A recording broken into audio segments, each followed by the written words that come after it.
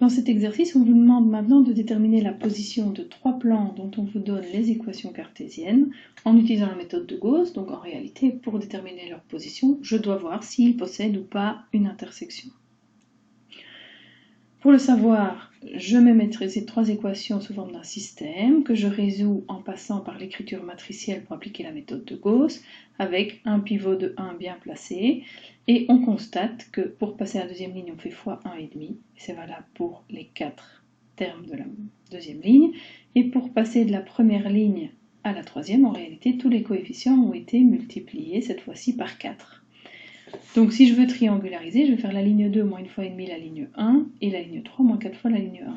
Oui, mais 3 c'est 1,5 fois 2, et 6 c'est 1,5 fois 4. Donc en réalité, j'ai une première ligne de 0 qui s'affiche, et 4, 8 et 16, c'est 1, 2, 2 et 4 multiplié par 4, donc j'obtiens également une deuxième ligne de 0. Ça, c'est ce qu'on appelle un système doublement indéterminé.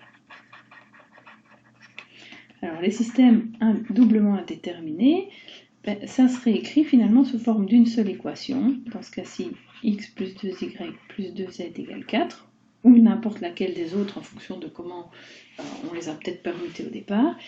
Mais quoi qu'il en soit, la solution, finalement, c'est une équation de plan. Ceci, c'est une équation de plan. Ce qui veut dire que la position des 3 plans, puisqu'en réalité les lignes étaient parfaitement multiples les unes des autres, c'est que les 3 plans forment un seul et unique plan. Donc on dit que les 3 plans sont parallèles, confondus.